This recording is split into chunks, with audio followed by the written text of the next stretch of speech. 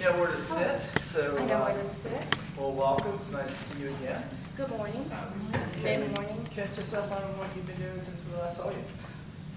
Well, since you last saw me in August, I've just been trying to figure out where I went wrong and just trying to, figure out how to fix it. I rewatched my interview and so I do want to start by saying that, when I came into the interview in August, my goal was to show all of you that I was not broken or defeated. That even though I had been shortlisted several times, and even though I had not received the appointment, that I still believed in my qualifications and my ability. When I went back and watched my interview, I felt like I missed my mark. I felt like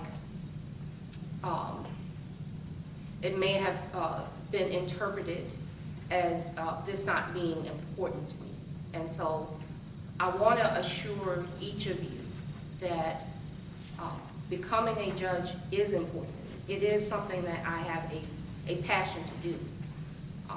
But I think my personality is always to try to focus on the things that are going right, not the things that are going wrong, but steadily trying to make improvements. So hopefully you'll notice that I went back and I started my application all over to see, what I had left out, how I could improve it. I went back through writing samples because I wanted my writing samples to show what I believe is my best trait.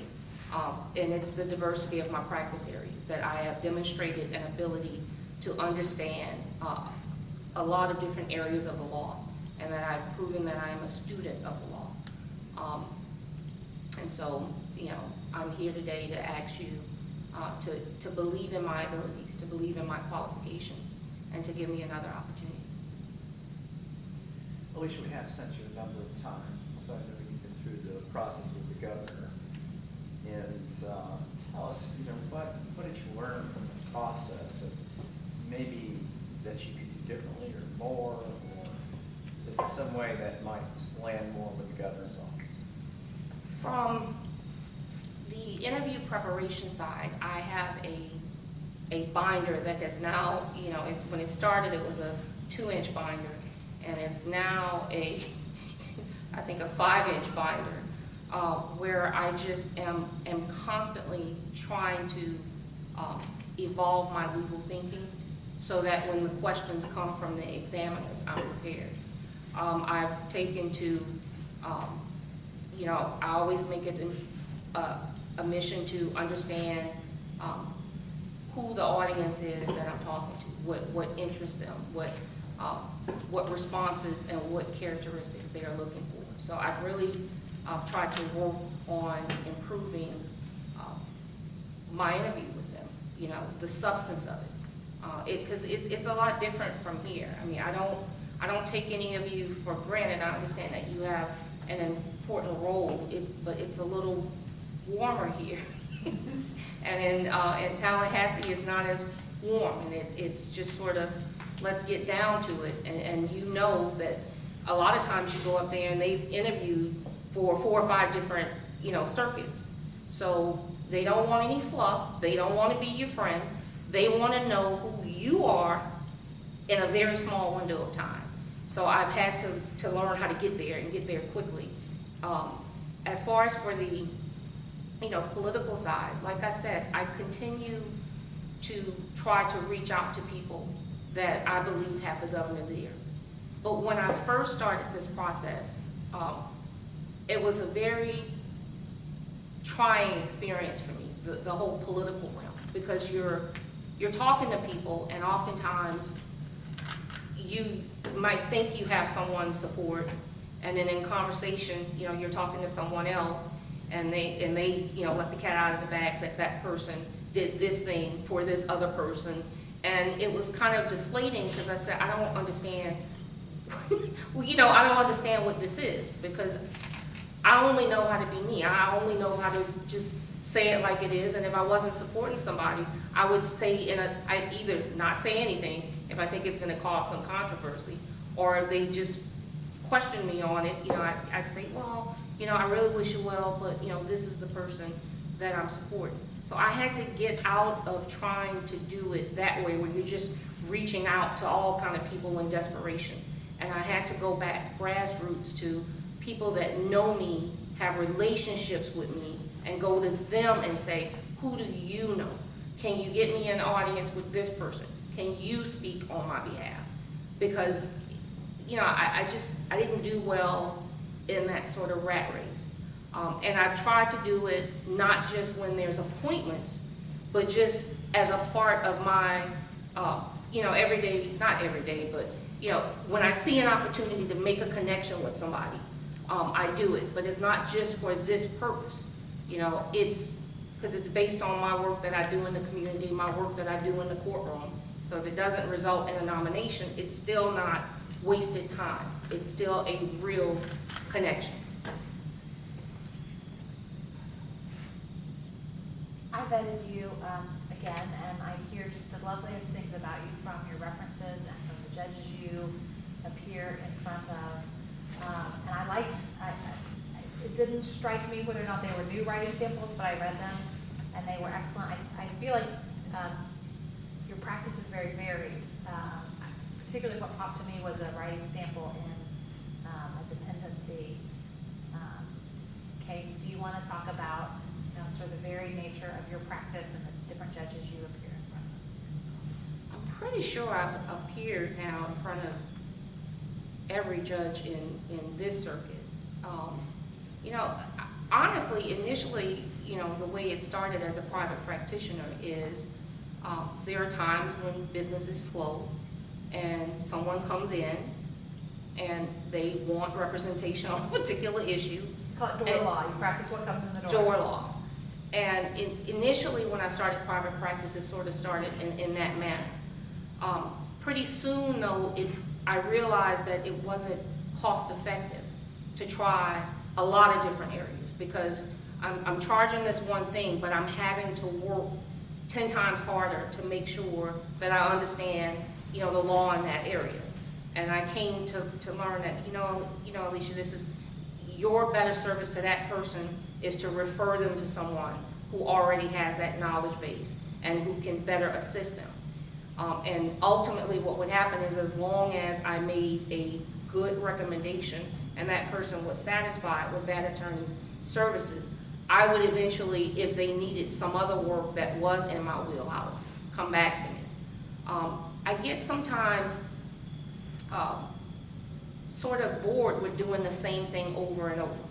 So sometimes somebody coming to me and it's something interesting, and I'll go, oh, okay, I think I can do that. And, so that's added different, like the probate, that it all started with someone asking me from legal aid to be a pro bono attorney ad litem for wards, for public guardianships. And then I started in that area, and so that got me looking at guardianship laws, probate laws, and I said, okay, I can do probate. And I was working at that time, my office was in with Elizabeth, Judge Blackburn. So she did a lot of probate, and I was able to learn some from them. The law for me is something that is just, it's ever changing, and because people, family members, and ask me all sorts of questions about all different areas, I'd like to have at least a base knowledge of it, and some of those I've been able to turn into cases that I can actually work on. Dependency, I just have a passion for it. I can't put it any other way. Like, my dream position eventually on a judicial bench would actually probably be dependency and delinquency, because I really feel like that's where you make the most impact. And I've done that now. I went back and counted it 8 years, and I just work it into my day. I don't know how I do it, but some kind of way it all gets done. Before I drove here, that's what I was on the phone with custodians and case managers for a child that we're trying to get moved to Nevada. It's just a passion for me, because these children, you just can't imagine the lives that they live. And so you want to do the best that you can to give them every opportunity to be successful. And it's just my interest. You know, I feel like as a lawyer, to be a good lawyer, I have to be well-rounded.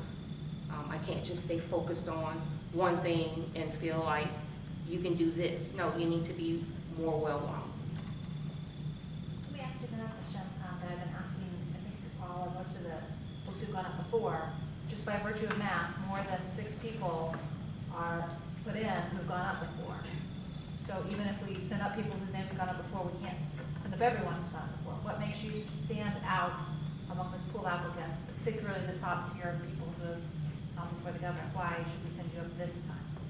I believe I'm one of the few that, again, have demonstrated an ability to practice in so many different areas. I mean, you're talking family law, criminal law. I did insurance defense with Judge Perkins. Done dependency. I was the head of the delinquency division when I was at the public defender's office. I've handled probate, real property disputes, injunctions. There's not an area that I haven't demonstrated an ability to actively advocate in. And I do believe that that separates me from the heap, so to speak, that the Seventh Circuit would be gaining a judge that they could literally transition to any division that that judge was needed. It's interesting, honestly, to watch some of the more recent judges that have been appointed, and because you can tell initially that they are appointed to a division that they've never practiced in that area of the law. So, you know, each one has kind of handled it differently, but you'll get some that initially trying to just, you know, act real stern, you know, so that you can't see that they don't understand. You've had others that have been real candid and say, hey, look, you know, explain it to me. Can you explain it to me a little simpler? And they make the transition. I mean, you guys have made some wonderful, you know, choices with regard to judges that have been appointed. I just feel like with me, it wouldn't be that hard of a learning curve, and that would really help the judiciary out a lot to have that ability.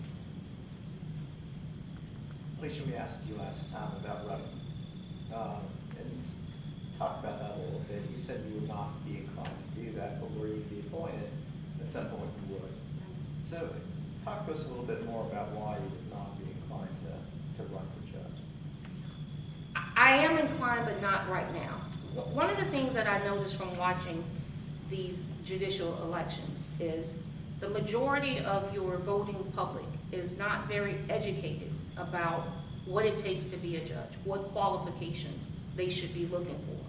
So for me, the approach that I've taken is I've tried to be active in the community so that if I run or if I have to defend my seat, there are people that will go out and make sure that voters are educated.